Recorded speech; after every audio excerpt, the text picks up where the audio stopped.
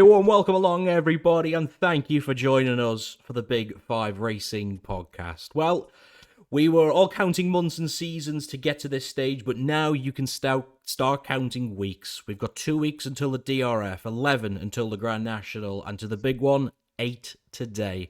Early entries are with us. There's been huge news in the last 24 hours, and we've got the Winter Millions racing somewhere in all of that as well. It is a jam-packed podcast this week, folks, and it's going to require some fantastic assistance from my good friends. Cossie, when you start seeing the tweets and the news lines that there's X weeks to go, everything starts to get into shift, you start making your plans. I've started converting this house into an Airbnb. Us three have been to going to Cheltenham for years, and look, obviously there's going to be a lot of people who haven't gone before. They might be thinking about going for the first time or just contemplating it. I just want to know from you, do you still get the same buzz now as you do every year in the build-up?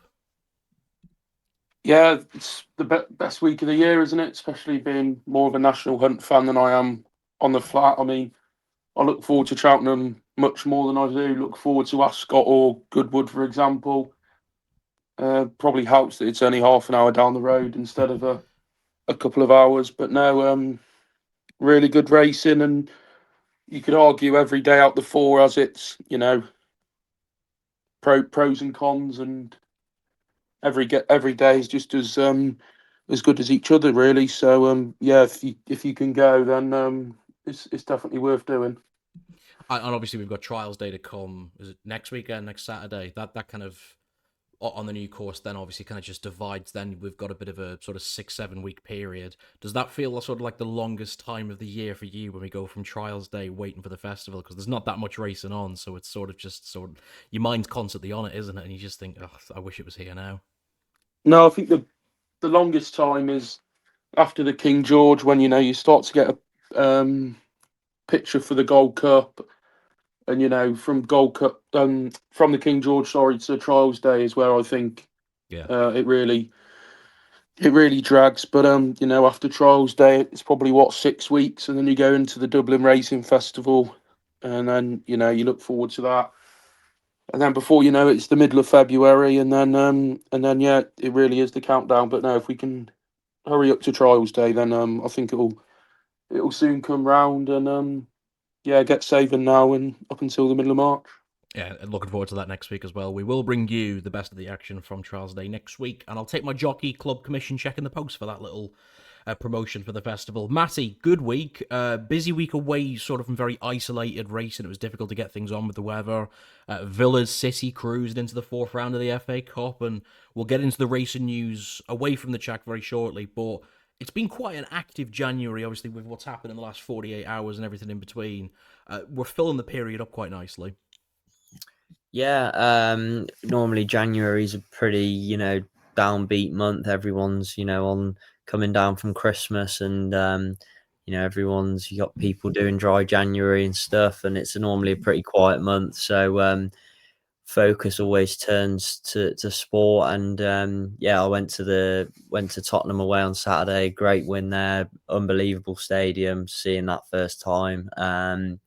And yeah, some good bits and bobs of racing. Nothing, spectacular, but still, some nice races, nice performances, and yeah, some big news coming out this week. So, well, I'm sure we'll get onto that in a moment.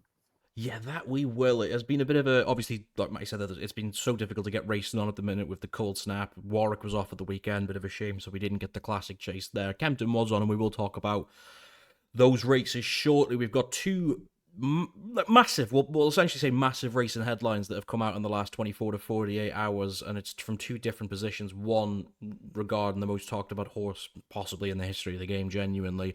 Another one is about what is going to become a huge ton of events for many stables really going forward. News broke and confirmed there yesterday by the Racing Post and everybody in between that JP McManus has switched to Harry Cobden as his number one jockey from May. Obviously, Mark Walsh has been in that position, I think, for about 6 years now, 7 years, really, since AP and Ruby finished up their riding time, and he's held that position down well. I'll come to you first then with this. So, Harry Cobden's obviously been with Paul Nicholls since he started off his career, however long it's been now, 10 odd years, and has been his number one jockey, ridden Grade 1s for him. The situation now is obviously going to change because JP McManus, when he puts his foot in the door and gets something in racing, it's typically to his own accord. And with Cobden being the number one jockey in Ireland and the UK, that means we're going to see a lot more of Cobden riding at Punchestown Ferry House in the week. And because of how many horses JP's got, that's going to clog up Cobden's schedule quite considerably. I was going to ask, is he deserving of this move? Obviously he is, but I want to kind of get your perspective on how things are now going to shape up for JP going forward, for Paul Nicholls, just what you kind of make of the whole situation. Yeah, I mean, it's obviously a good move for Cobden, and definitely for JP McManus. I think Mark Walsh probably didn't have the best Christmas period on a few of his horses, and maybe that was the deciding factor. But yeah, it just shows how quickly the sport moves on. I mean, it was only 10 months ago Mark Walsh won the Cheltenham Gold Cup for him, and then fast forward a year, he's out of a job. So now the sport moves quick, and Nicholls is definitely not the man he was in terms of training horses. So if Cobden got offered the job, I don't know, 3-4 seasons ago, he might have had a long hard think about it. But I think when this was put on the table for him, it was a pretty quick answer of yes, I'd like the job.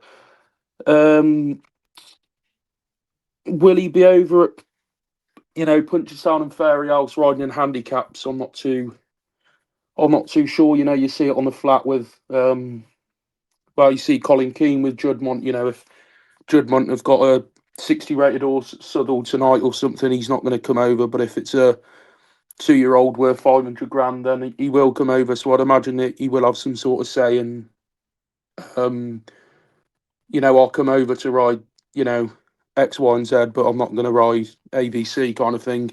Yeah. But yeah, really good opportunity for him. I think I had a look. I think he's only 27, so he's got plenty of years in the tank at the top level. And I mean, bar being stable jockey for Willie Mullins, you'd probably argue this is the second best job in the game. I think that's right, yeah, and I think you've got the primary point from me nailed on there. The timing is right now for this. Obviously, it is a bit disappointing if you're Mark Walsh waking up to that news, but Mark's 39. He's been around for a very long time. Still has good connections, of course, with Willie Mullins. He would ride for him if it wasn't JP's horses, I'm sure. He'll still be in the contingency at Clasutton. And you're buying into 27, 28-year-old Harry Cobden at the peak of his game at the minute, Matty. The one thing that kind of does, though, on the variant side to that, where it's a good pickup for JP, it's a good job for Harry Cobden, is Paul Nicholls now is left in a bit of dismay because we're going to collide eventually with Grade 1 opportunities where if JP's got something in a race that Paul Nicholls has got one in, obviously he's now going to have to lean to JP because that's his job. So it puts Paul Nicholls in a bit of a interesting situation. Yeah, definitely interesting. I don't think it's the end of the world for Paul Nicholls, to be honest. I think he's got plenty of capable jockeys at his disposal. Freddie Jingle's obviously been very good when he's been called up on in big races. Won the Paddy Power and won a Grade 1, not for Paul but for Joe Tizard around Cheltenham. So I wouldn't be too worried about that. I imagine Harry Cobden will ride for Paul still as much as he can. But like you say, it's going to be those dilemmas where he's not going to have that choice, and he's going to have to find someone to step up. I can't see any reason why Freddie Jingle wouldn't be called upon. He's not gave any signs that he's not ready or capable. And look at the likes of Sam Twiston-Davis. Paul Nicholls used him quite often. Yeah. Lorcan and Williams. There's plenty of capable jockeys out there. So I don't think Paul will be panicking too much, but it's going to be a big loss because you're losing probably the second best jockey in the country at the moment. Who's been his number one for such a long time now. So yeah, not ideal for Paul, but he's going to have to move on. He's been set with plenty of setbacks this year with, losing horses and owners moving horses to different trainers. So, he'll be able to overcome this, I'm sure. Something I kind of wanted to allude to there, obviously you mentioned about Freddie Gingle getting the opportunity to now step up and be the primary jockey for the team down at Ditchett.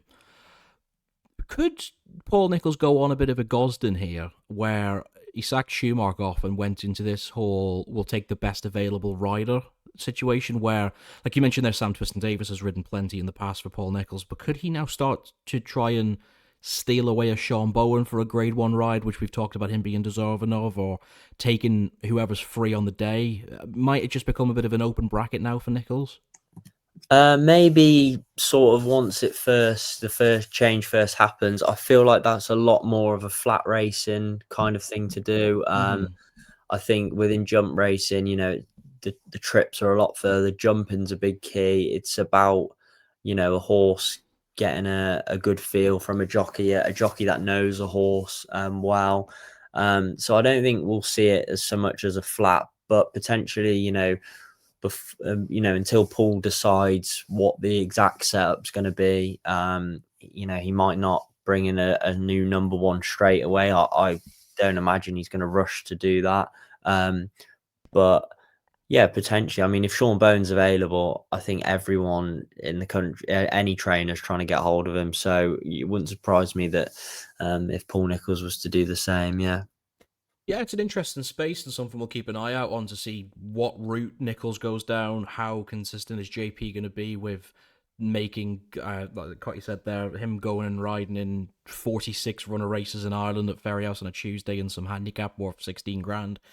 That will kind of come to its own. Mark Walsh didn't do that, so is Harry Cobden going to be expected to? I don't know. He's got to earn his privilege with JP because you're now going to be riding an absolute plethora of horses. There is the side of things, of course, where Jonbon is still going to be retained by Nicky Henderson and Nico de Boinville, and the new Lion, I assume, is obviously, Dan's not going to put Cobden on over Harry, is he? It's that kind of dynamic as well. So there's a lot to kind of look out for there, but huge congratulations to Harry Cobden. That is picking up, like what you said there, probably just about the second best opportunity you can in jumps racing. Speaking of jumps racing, this broke this morning. I had to double check this wasn't another Divock Origi moment and that this actually was true, going through the sources. But Constitution Hill, the one-time champion hurdler mentioned on this podcast, I'd say, I don't know, once every 4 weeks probably, if not shorter, is being targeted for a mile-and-a-half race. Is it a listed race possibly?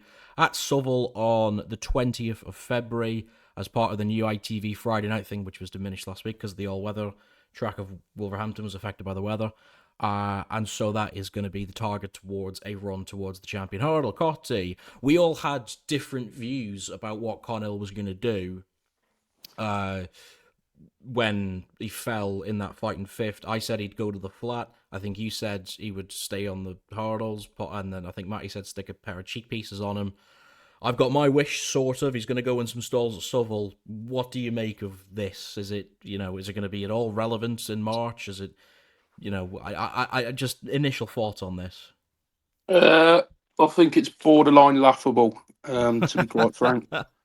From what I've read, I think they've added this race onto the card, haven't they, or made this race for him. Why you'd make a 1 mile 4 maiden worth £40,000 on a flat meeting for a jumps horse, I don't know. I mean, every flat trainer must be absolutely fuming, right? I mean, they've got horses to run.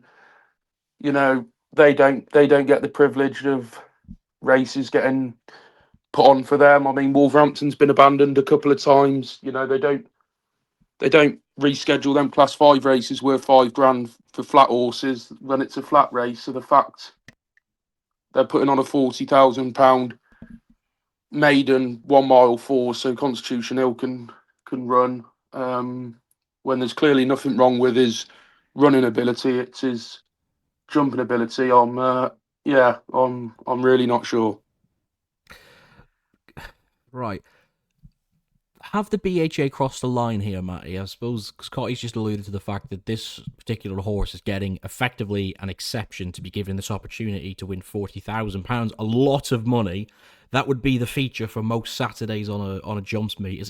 It's not that much money on the flat, but for a horse like Constitution Hill, who's only going to win 6 times that if he wins a champion hurdle, have they gone a little bit too far this time? To be fair, I don't look at it like that. I think the BHA gets plenty of stick for, not being proactive and not doing, not implementing things or rescheduling races and stuff. And I think they've seen an opportunity here, and, it's probably going to attract a bumper crowd to Southwell on a Friday night, because I can't imagine Southwell gets very busy on a Friday night normally, whereas here you're going to get some proper racing fans are going to make the trip up to go and see, a superstar in racing. And I mean, I don't know as much about flat racing as you, so it's hard for me to say. But surely there's nice flat horses that are going to be, not far off being ready to run. I know that the flat season kind of kicks off, a bit later than that, but there might be trainers out there now who have got, nice horses that are, forward and ready to run. And they're thinking, why not have a go for 40 grand?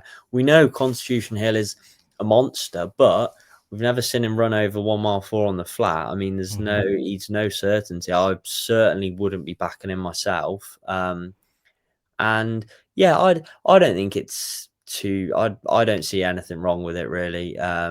It's, if anything, it's going to bring, more fans racing.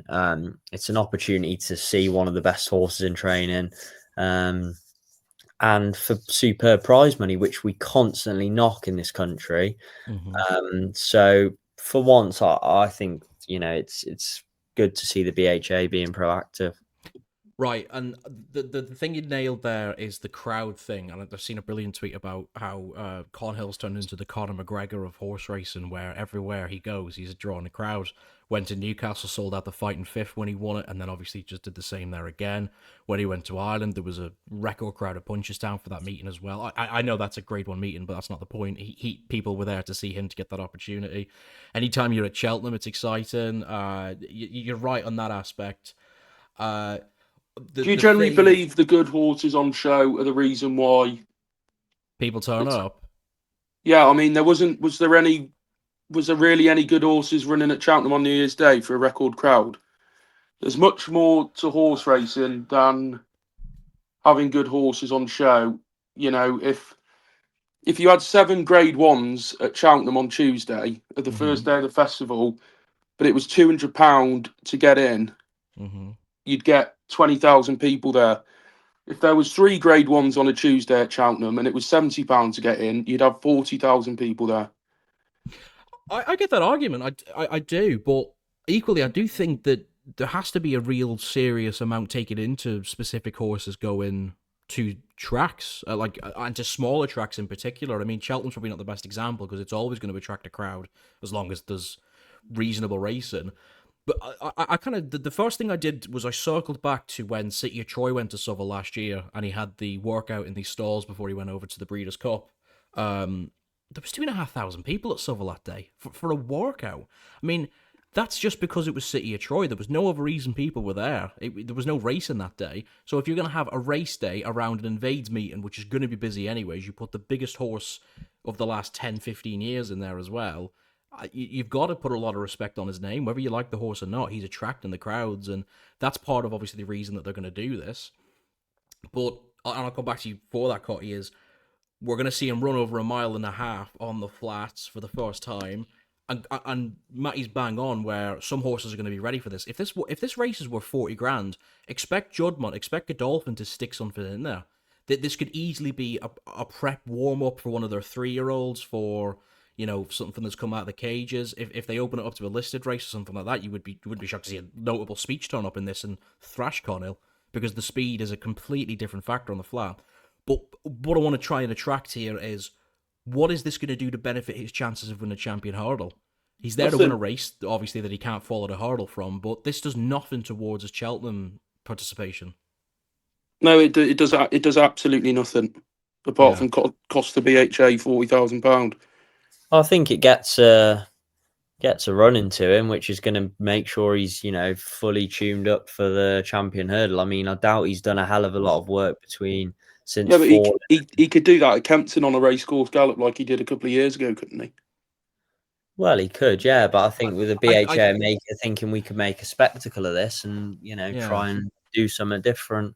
I think this I is a just step I up don't from the I don't work at see how Kempton. you can run in a 1 mile 4 maiden round Southwell and it have any impacts on a champion hurdle when the horse has fouled. What is it? There's last 3 of his last 4 starts. Yeah, I mean, if you put 8 hurdles over 1 mile 4 on the sand at Southwell, then fair enough. I'd get behind it. But I mean, as a punter, you can't gain anything. We know how like good and quick he is, and his turn of foot's good. But I mean, he's not gonna if he wins by 10 lengths at Southwell, he's not gonna go from 14-1 into 8-1, is he, for the champion hurdle? Because the only reason he is 14-1 now is because of his jumping, not because of his ability or age or welfare or anything. It's different optics, isn't it? It's almost like 2 different sports, the flat and the jumps, I think, at times. Because if he can prove he's quick to me on the flat, well, it doesn't prove to me he's going to jump 8 hurdles 6 weeks later, does it? So I'd be in agreement that I don't really see the point in it, but I think it's probably good for racing. If it attracts a big crowd to Southwell and everything in between, then it's good. What it does for Constitution Hill in March, it's anybody's guess. But that is big news, and we will keep an eye on that going forward as well. And I'm sure when the time comes, we will be covering, I can't believe that, a maiden from Southwell. I also think on the topic there'll probably be some backlash as well, because as you said earlier on about the invades, it's one of those, what is it, Friday night live nights or something, where you can go bloody speed dating and whatnot at the course. The diehard racing fans that are going to go are going to be surrounded by, I don't know, 5,000 pissed up uni students who quite frankly couldn't care about Constitution Hill. So there's Well, going his to be mom's not got a ticket then if there's speed dating on the car. Hang on, Yeah. hang on. Sorry, time out. This was not about me at all. We've gone too early here. I would not be attending speed dating at Southwell. I just want to can we make that clear? You would inspect you though, I'd imagine. Correct, I would. Yes. Anyways, we'll see Constitution Hill soon.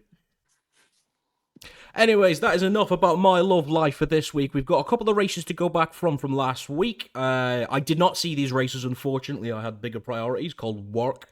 These 2 did, though, however. We did do the 2 races from Kempton. The first of those was the Carl Silvagnaco Conti Chase. Happy enough to take on Caliph de Burley. Obviously, very sad thoughts and connections there. That looked a brutal fall. I did manage to catch that on Twitter. That was awful. Edward Stone was the beneficiary of that cut. You landed him in at 7-2. With the crack that he could do this, and how well did he do it? Yeah, I mean the race kind of went rapidly downhill when Khalif de Burley foul and sadly lost his life.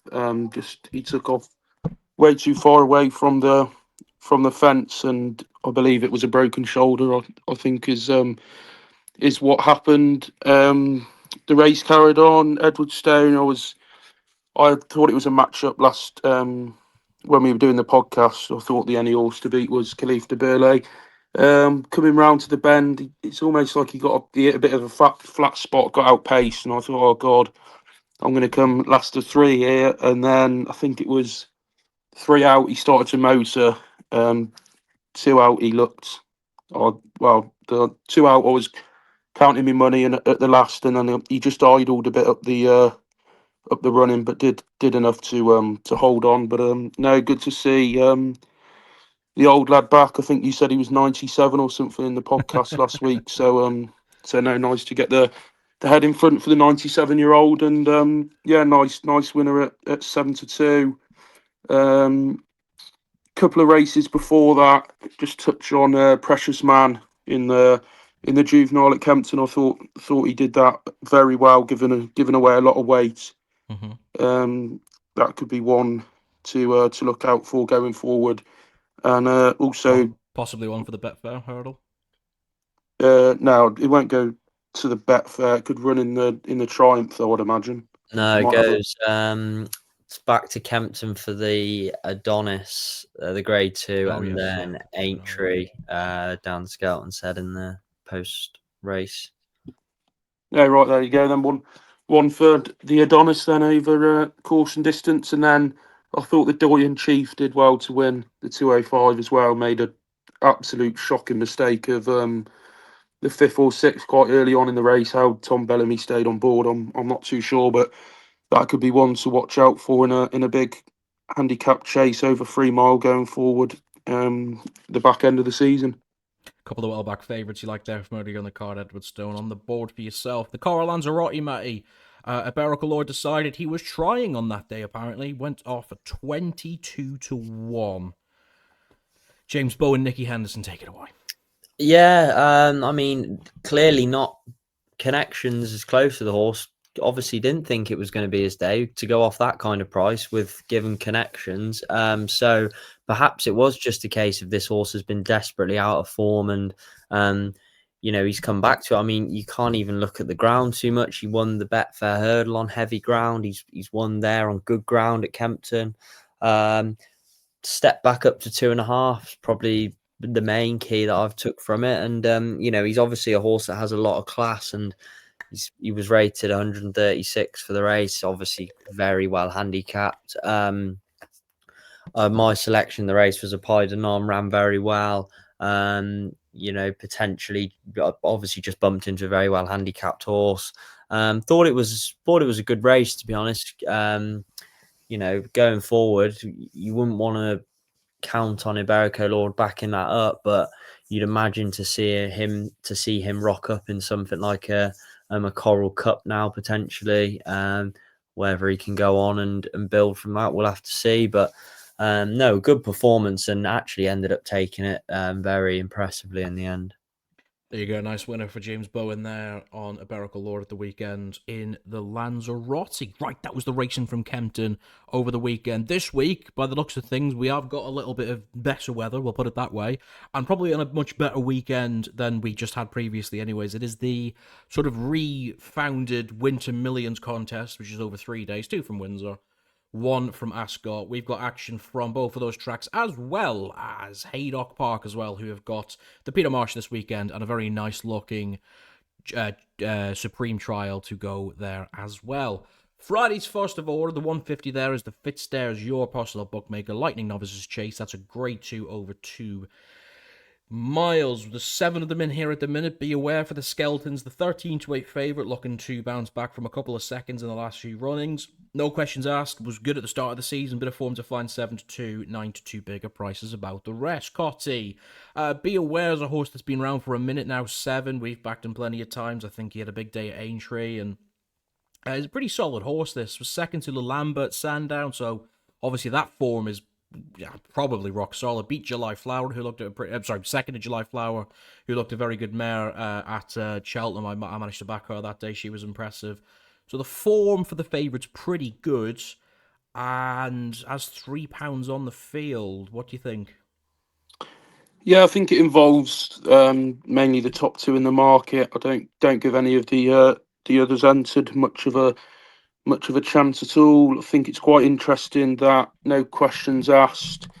Who's rated quite highly by the trainer Ben Paulin is dropping down from the 2.5 mile mark down to 2 mile. Goes on good ground and soft ground. So the conditions are the ground conditions are no issue to this horse. Yeah, I just thought his run at Ascot last time out travelled really well throughout the race, as if he could go back down to 2 mile. That was won by Steel Alley, another one of Sam Thomas's good horses, but not quite really good horses. Yeah,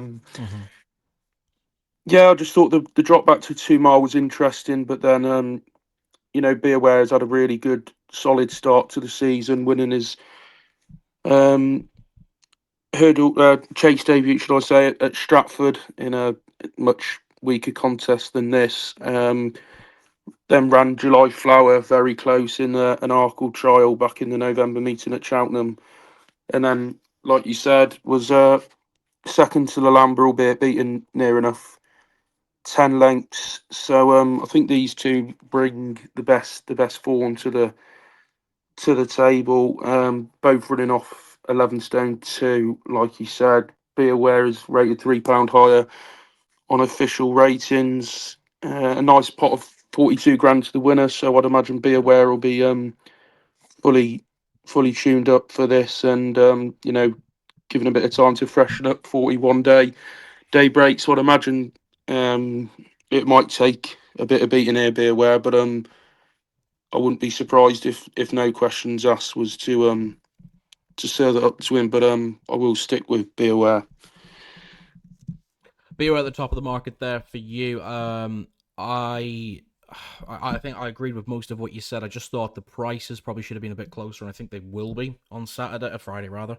Like I said, like that's good horses that there's no questions asked is going behind now. Obviously, I'm a big Sam Thomas fan. I've made no judgment of error with that, and Steel Ally was very, very good that day. Wendigo as well, obviously, is a horse you quite fancy as well, was second there that day at Newbury a couple of weeks ago. So I like the season started very well. It's held up relatively consistent, and given this is only a grade 2, no huge operations to be. I think I'd be shocked if this wasn't the forecast one way or the other, personally. So I just did the prices, thought no questions asked. Drop down and trip, not in love with it, but I'd hope Ben Polling's got this tuned up enough off a 4-week break, and that was where I split. I'd be quite shocked if you weren't on this favourite, Matty.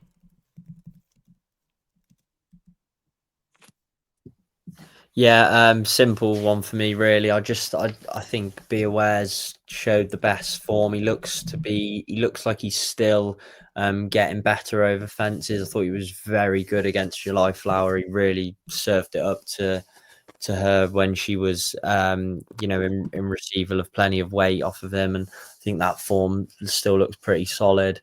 I'm not sure about the drop down in trip for No Questions Asked. I feel like they obviously think he's not quite staying out the 2.5 miles, but be interesting to see how this race develops, actually, because Be Aware has gone forward past, and dropping down in trip for No Questions Asked, you'd imagine they'll be looking to make the most of him. He's clearly not the fastest horse, because they were quick to go to 2.5, so be interesting to see how it's ran. And Alan the Lamb been there for Ollie Murphy. He's also been a front runner in the past as well. So yeah, it could be interesting. But yeah, Be Aware for me should just have too much for these. Okay, top of the market for you two there, and I'm just in behind, and that should really be the top two you'd have thought. Saturday's cards are rather quite good, actually, to be fair. Both Haydock and Ascot look pretty stacked, to be fair. You'd want to be tuning into the box if you're not there. We've got a couple from Haydock first. I did manage to squeeze 2 in against the fight. And the first of those is the Sky Bet Supreme Trial, Rosington's Main. Novices Hurdle to grade 2, just shy of the 2 miles. Old Park Star was just brilliant at Cheltenham and is the 10-11 favourite here against Hurricane Pat, Gary and Josh Moore.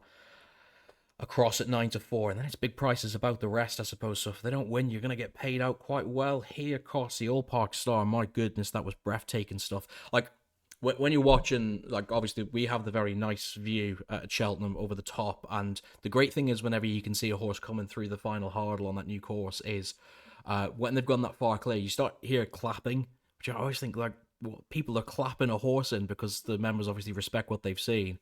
And I think a lot of people would be shocked if it didn't back this up and be one of the real contenders for the Supreme in 8 weeks' time. Yeah, no, I mean, I go to Cheltenham a lot, and there's this horse. I was absolutely blown away the fact that how easily he did it, and the way he came up the hill. Kind of reminded me when Ballyburn won the Ballymore, I think, a couple of years ago on the Wednesday. Yeah, It's just jump the last and like back like bang, you're gone. But the jockeys haven't even have asked for much effort at all. They're just really quick and clear, like a nice horse. And it was the same with Constitutional when he won the Supreme. It was round the bend, and they just like let out an inch of rain and he's gone. And I think it'd be really, really hard to beat, and he'll probably be there in the Supreme come March. Hurricane Pat was very, very impressive last time out at Sandown. I think that might have been due to the soft ground. When when it's soft at Sandown, I think the winning distances and the way horses travel, I think can put it makes the performance look maybe better than what it was. Some horses, jockeys get off and say, they love soft ground, and they go through soft ground like it's good ground, and Well, it could be very good placing then if it was very testing conditions at Sandown there. The one place you'd want to go to try and replicate that would be Haydock. We know when it gets soft up there, it's boggy. no, yeah, but I just the likes of Sober Glory was in that race, and it was beaten 18 and a half lengths by that, and I thought Sober Glory was a decent horse, and had a lot going for it, and kind of put a line through that run. It's running at Newbury tomorrow. I just think Hurricane Pat isn't the horse that, if the race was ran again, I don't think it would beat Sober Glory by 18 and a half lengths. But with Hurricane Pat's performance, it does make Old Park Star 10 to 11 shot at the moment instead of a 1 to 3 shot. So I'm grateful for that, and yeah, I think it's a proper old school bet on this at 10 to 11. Yeah, I've already backed this actually. I did it this morning when I was going through the odds and just took that 10 to 11 because I can't really see this going off much bigger than 4 to 6, 4 to 7 if it's declared on the day.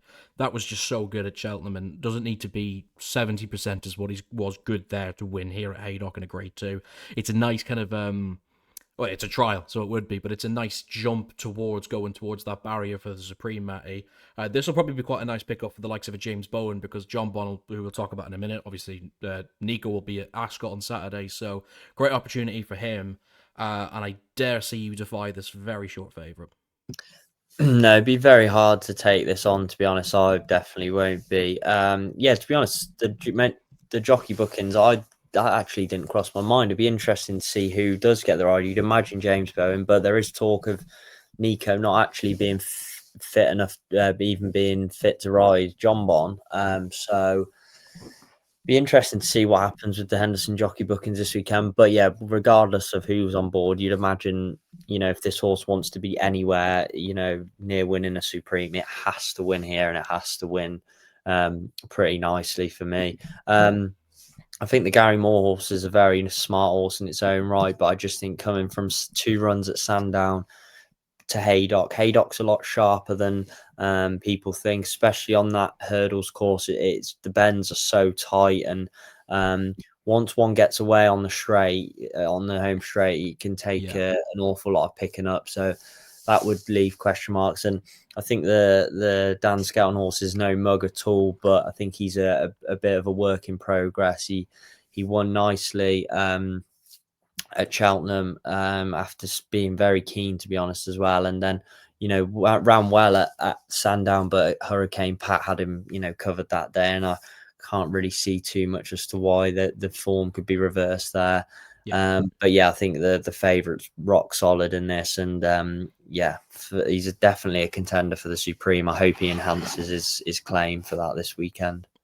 Yeah, he's got a win here, like you said, and then we'll go on to Cheltenham in 7 weeks' time by the time he runs, and we'll see if he's up to the Willie Mullins powerhouse of whatever freaks he sends over to win the Supreme. Apologies. Right, we've got the handicap of the week coming from Haydock as well. Really good race this. The Skybet Peter Marsh handicap chase over 3 miles, 1.5 furlongs. A couple at the top of the market there off reasonable weights. Confusion goes for Joel Parkinson, Sue Smith have teamed up. Big ride that for Callum Bewley, 100 to 30. Lucinda Russell sends Maya Town, winner of the Ultima back in March at 4 to 1. Mr. Vango's in there. You've got plenty of well-known names in here, Matty. I'll steal mine in actually very quickly at the top. It's a horse I've he's a bit of a Haydock legend really, but I've always been a big fan of him. 2-time winner of the Betfair itself. Will have to do this off 12 stone and was a bit of a blowout in it last year, but very simple with Roper Guy. If the ground gets soft, he's 10 to 1 now. It'll be 4 to 1 on the day. If not, it'll be 16 to 1. That's the point you like to take. But if Roper Guy gets around in this and you get 4 places, he should be there and thereabouts. Plenty of good choices here though for the Peter Marsh. Did you just say Royal Pagai could be 4 to 1 on the day? Oh yeah, 100%. Absolutely not a chance. Ground pisses down. I remember the 2 years ago when he beat last year, when Grey Dawning, when he beat him, I was there on the day. He opened up at 7-1. The rain pissed down. He went off, like, what was it, 16-5 second favourite. It's just Fair what enough. happens. Off level weights though, but he's got to carry 12 stone in. I'm pretty sure True. he tried to do that after beating Grey Dawning, and I don't even this, think he completed a circuit. No, but have faith in the old man. Yeah, I've got faith in him. I'm just not sure having faith in you, thinking he can go off 4-1. Yeah, I was very keen on Maya Town for the race at Warwick on Saturday that's been called off. So I've got to stick with him here. You know, 10-11's a lovely weight, and you know Lucinda Russell seems to think he's a Gold Cup contender. He's got to be winning this off this mark if he is, you know, to go anywhere in a Gold Cup. But obviously jumping's a concern with him. You've kind of got to put a bit of faith in the connections that they've managed to rectify this at home. I also liked Johnny Who in the race, to be honest. I mean, I thought his run last time out at Ascot was a lot better. He was absolutely flying at the finish. So he steps up an extra furlong and a half in trip, and I think if he'd had that at Ascot, he would have won the race. So hopefully, that brings out enough improvement to win. I've been hesitant backing John Joe O'Neill horses this season, but they kind of look like they've started to come to form a bit recently, especially with that fella running really well at Ascot. So, I'll probably play those two in the race, I think. Yeah, 10s into 6s, that's the money you want to see for those connections. I suppose Warwick's loss is Haydock's gain here, because a lot of these horses would have been lined up to go last week. Some of them will defect here to try and pick up £57,000, which is a massive prize. Bit shocked to see Dan Skelton not have something a little bit better for this personally, but plenty of good ones at the top. Yeah, no, I'm a fan of Johnny Who here. It's I think it's the 6-1.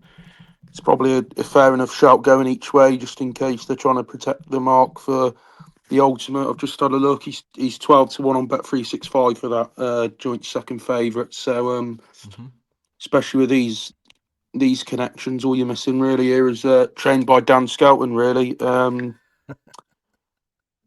just think, like Matty said, if there was an extra furlong in that Ascot race, then he definitely would have collected that prize. I mean, we know the horse stays. It was 5th in the Irish Grand National over 3 mile 5 on soft to heavy. So if it does get Haydock heavy, then that won't be an issue at all. Got a weight of 11 stone 1, which is nice enough. None of this 12 stone nonsense that you've tipped up. So yeah, I think it's an interesting contender. Mr. Vango, always gives his running, doesn't he? Along with Maya Town when he stays on his feet. So now a fascinating contest, and nice to see some proper racing on after Warwick getting abandoned on Saturday. Absolutely, nothing better than these Ascot Haydock duel. They always seem to both race on the Saturday together, and nice card up there at Haydock, and Johnny Who there for yourself. If they're not protecting a mark, 6-1 seems a nice enough price. Feature of the week then from Ascot on the Saturdays, the 3:30, the BetMGM Clarence House Chase, Grade 1, 2 miles and a furlong. The only shame about this is that it's on, because normally when it's not Cheltenham benefit to get it then the week after, but here we are, 5 runners and a very short price favourite. The fantastic Il Etait Temps at 8-15 takes on this rivalry that he's starting to create now. Third time they'll meet. He's already had him twice, but Jonbon's there at 9-2. I never thought I'd see the day Jonbon was 9-2. For whoever's going to ride that. Fissilask in there, very obviously Matty pointed him out there last week or 2 weeks ago, very, very consistent type at 7s, Gidley Park, and JPR 1's there to pick up money for 5th. Matty, JPR, why have I opened with JPR 1 then? Il Etait Temps 8-15 at the top of the market. He has just been brilliant over fences. I think he's something like 7 out of 8 now. He's only ever lost to I can't even remember who it was now. A Gaelic Warrior over 2.5, Gold Cup contender. If all the form lines are solid, and if Paul Townend's not busy on Saturday, fancies a nice night out in London, he should get this at 8-15. Yeah, it's gotta be a certainty. I mean, as much a bigger fan as I am of Thistleask, I think this might just be one dance too many for this horse. But you can see why they're throwing the dice. Why not? You know how he's gonna pop out, attack his fences, and go a very good gallop. So it you could get some horses in trouble, and I think it might get Jonbon in trouble. To be honest, I don't think I can back the horse again. To be honest, for me, he just looks like he's coming to the end of his glory days, and he hopefully proves me wrong. He's one of the superstars of national racing, but yeah, for me, I mean, he ran better at Sandown, but Il Etait Temps had him plenty covered, and I can't see why he won't. No issues going right-handed, no problems with the track at all. Ground, he's quite versatile, this horse. And yeah, it's just what interests me most with this horse is, are they going to have a pop at the Champion Chase after this? He's not acted too well around Cheltenham in the past, but now he's looks like he's become a real man of a horse, and he loves jumping fences, relaxes so much better now. Yeah, I really hope they have a go at the Champion Chase, because I'd be very sweet on him. But yeah, he's got to be going and winning this, surely. Remains a horse that's never been outside of the top two, McCarthy. And if there was a Cheltenham, if there was a Jonbon fan club, I think you would probably be right front and centre. Are you a bit worried now, though, with this? Well, I won't call him a newcomer because he's been around for a minute, but obviously he's quite likely raced Il Etait Temps. But now that the division is moving on from him, are you prepared to wave the white flag, or does 9-2 really appeal to you for him to win what would be his second Clarence House? No, I think Il Etait Temps is almost like you said, the new kid on the block, isn't he? Improving in rates and knots, and looks ultra consistent ever since his winning the Celebration Chase. Went off a monster price, didn't he? Really, at 9-2 that day. And yeah, he does seem to have the measure of Jonbon now. It did make me laugh. Yesterday I was having a look, and Jonbon was 9-2, and Thistleac was 6-1. And if you said that 6 months ago, that Thistleask will be 6-1 for the Clarence House and Jonbon will be 9-2, you'd say, what are you on about, mate? But now I suppose that just shows really how far Thistleask has come, and not really how much Jonbon has fell off. But I think it is more Thistleask improving. But if I could get, I don't know, 4-6, 4-7 on Jonbon to finish ahead of Thistleask, then I'd yeah, I'd have a good go, to say the least. I think Il Etait Temps wins, so yeah, we'll go with that. But I'll be very disappointed if Jonbon lost his out the top two record here. Put it that way. As would I, yeah. This is the forecast. I mean, you're only going to get paid about even Stevens for it, but if you don't like taking the 8-15 about Il Etait Temps, then just play Jonbon in behind, because as I don't rapidly know, you might get a bit more than evens. I think maybe. There's only five runners. There might even be four by Saturday, but it's more to the point. It's 7-1 the field. Either way, if you wanted to take a bit better than evens, that's probably the play in the race, to be fair, because I would be shocked. As good as Thistleask has been, and Matty rates him quite highly, I just don't see Jonbon being that progressive that he's outside of the top two. But they are just playing for second place money here. I have made no clear judgment or error in any fact. Il Etait Temps is probably my favourite horse in racing right now. I have been a massive fan from day one. When he won the Irish Arkle, I was on. When he finished third at Cheltenham, I was on. When he won at Aintree, I was on. He's been the model of consistency. He came back, won at Sandown in the Celebration off a ridiculous year's layoff, basically. Came back, won at Sandown again after he won his prep race in the Clonmel Oil. He's just been the absolute model of consistency, this horse. A bit of a teaser towards my Cheltenham choice momentarily, but we'll just move on from this because he should just be simply too good. Nah.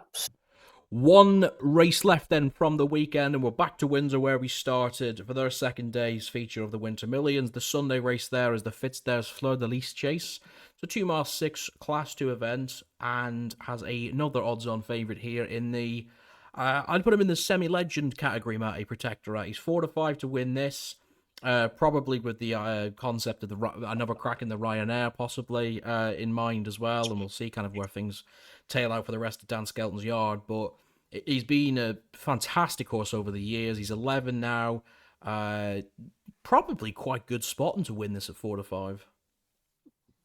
Yeah, gotta be. I mean, this has obviously been, Dan's made this that this was the target for a long time. It's been clear. Just an interesting race in the fact that he gets weight off a lot of his rivals here. Getting weight off older, younger horses who have not achieved, nearly half of what he's achieved. So, and for fantastic prize money as well, which I think is shown all across this meeting. It's just brilliant meeting. But yeah, he's definitely got to be the one to beat on Sunday. Bit of rain around, probably get a nice bit of soft ground, which will suit him, and hopefully he's allowed to dictate from the front like he did last year. I imagine that'll be the plan. And just worth noting, he's 50-1 for the Ryanair, and I'm putting him up for a Cheltenham choice. And if he goes and wins here and wins well, he's definitely going to shorten in price, and you'd imagine he's going to run in the race. So, just for looking at a place value, I think that's a decent bet. So yeah, 4-5 this week and 50-1 at the festival. I think 50-1 for the Ryanair in a race, but there's not a definitive winner at this stage. Exactly. Yeah, that was really my exact thinking. And he's a horse that runs his heart out. He's not Mhm. he very rarely doesn't show up. So even if you can try and get, 3 places, whatever, each Like, way. is he that much worse than Factor File? I don't think so. Wow, this season, I mean, Factor File's got to show us something else, hasn't he? Yeah, he'll be back. well, we'll see in Dublin in a couple of weeks' time. I'm sure he'll probably go for the Irish Gill Cup to lay some pace on for Gallop and Deschamps, but that is all in good time. Cotty, I suppose Matty nailed it there. For some reason, a former Betfair winner is giving £6 to £8 to the majority of the field. How does that one work out then?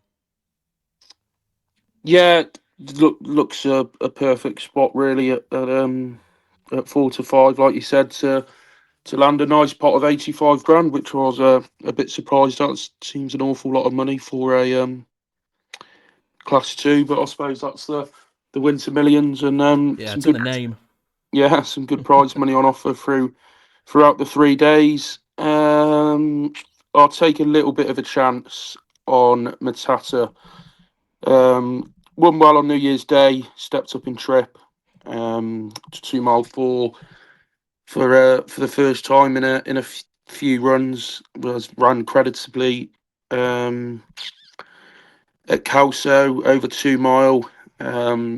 Again in the Schlur chase, I believe, when it ran at Cheltenham, would have come second, bar that shocking mistake at the last when JJ7 somehow managed to stay on. Was up in trip on New Year's Day and seemed to absolutely relish it and won well. Also found it interesting that day that it was sat in mid to rear throughout the race. When it was running over 2 mile, it was kind of like a tear away leader. So the change in tactics there and the step up to 2 mile 4 could kind of get his career back on track. And he's won £250,000 over the larger obstacles. So he doesn't shy away from a big pot. I'd imagine JJ7's back now, isn't he? So I'd imagine JJ7 will come over to ride. But if he doesn't, then I'll happily have Sam Twiston-Davies on his back after winning on him on New Year's Day. And I just thought it's 7-2. Might not be a bad bet. I mean, it wouldn't be one of my biggest bets of the weekend by any stretch. But I just think when Protectorat won this race last year, was kind of made all and had an easy time of it out in front with handstands in the race as well. Who's got plenty of class.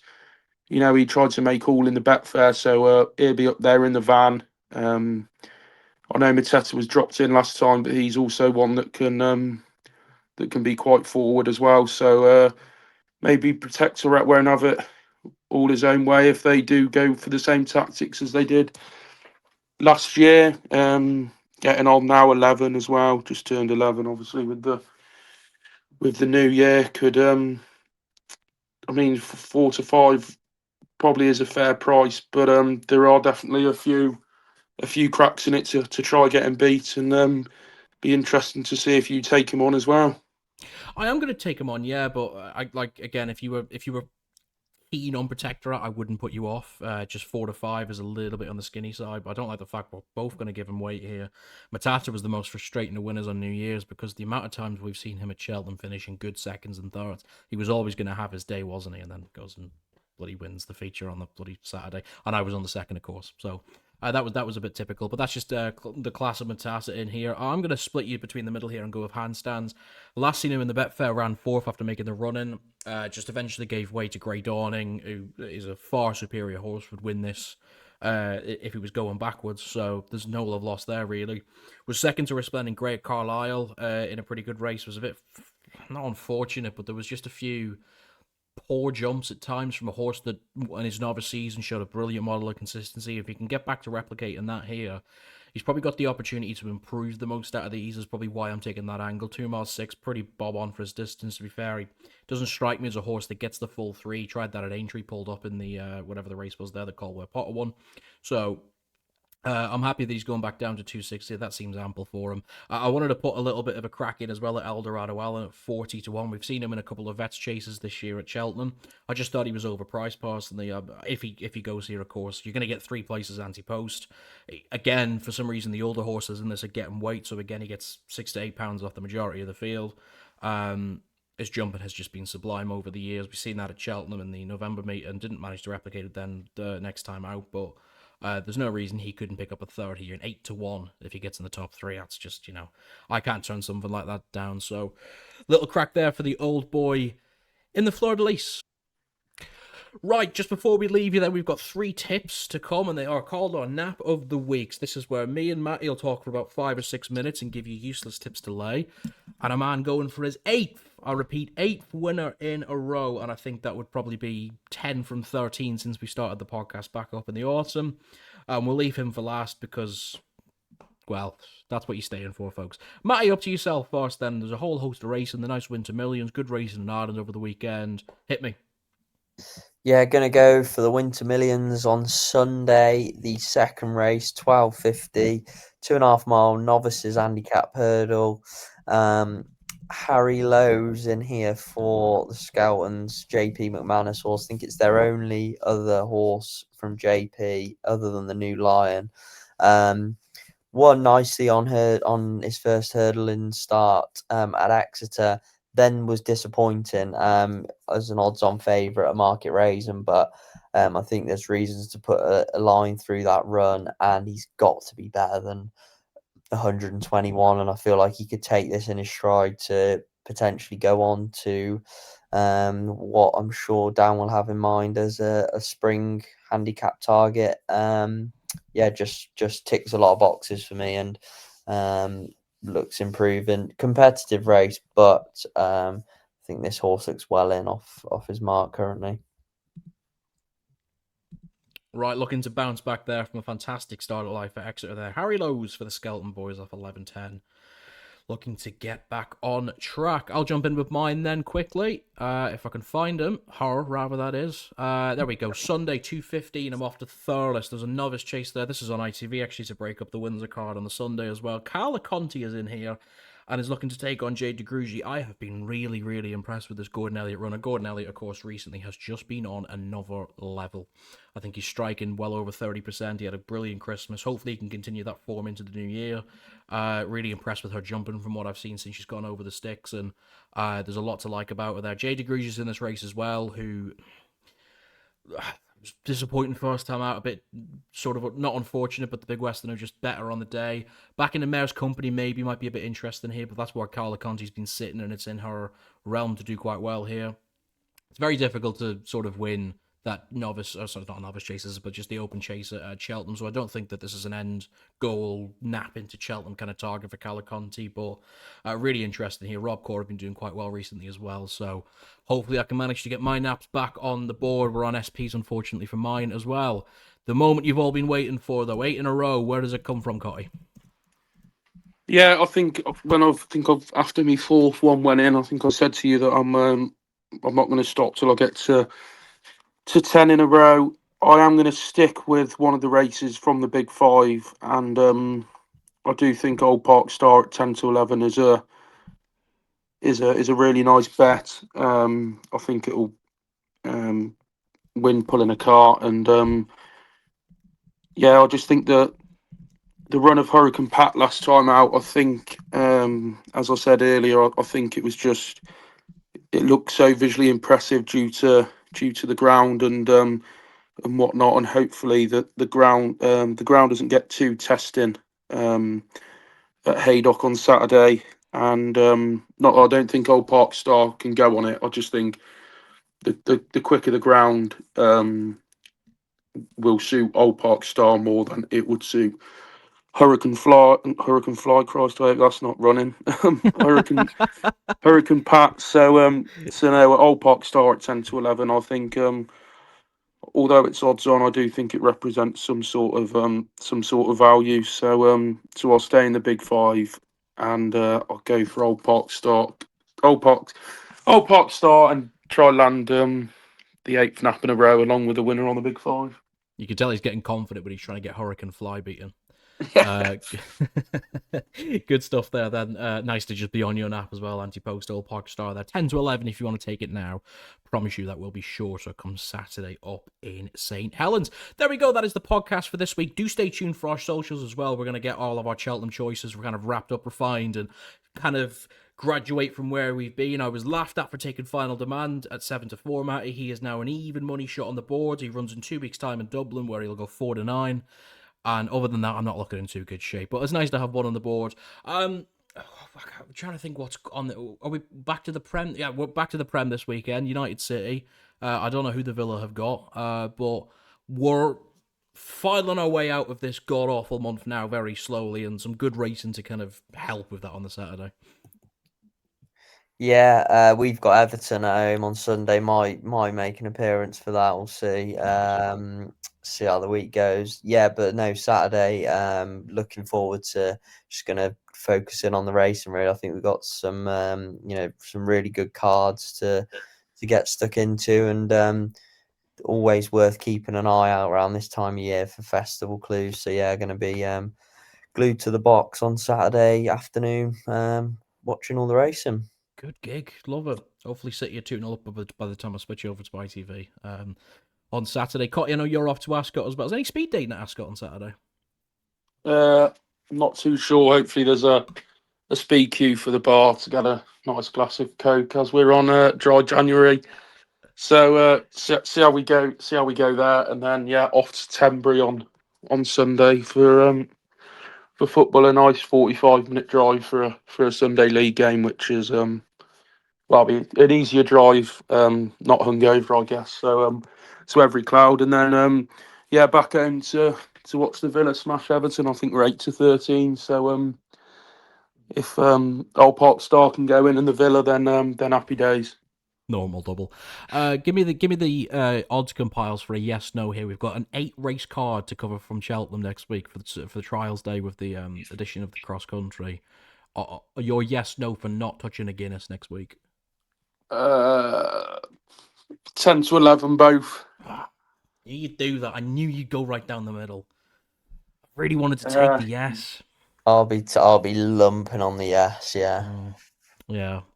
We'll see if we can get a market. I mean, if I can get to next Saturday, then that'll be a nice three weeks off the Guinness, going on a bit here. Like I like a beer too much, but yeah, I'll take 3 weeks if we do crumble next week at headquarters. Then so be it. There's worse places to fall, isn't there? And I've just confirmed I've got the Saturday off as well, so that's not good. That's not looking good for me. Looking forward to that, though, and some good racing this week as well. Thank you, as ever, Matty Cotty, for joining me. We are back next week for Cheltenham, which is always good to get through a card there. Have a fantastic week in the meantime. Gamble responsibly, drink responsibly if you were worried about us at the end there. We'll see you next week, folks.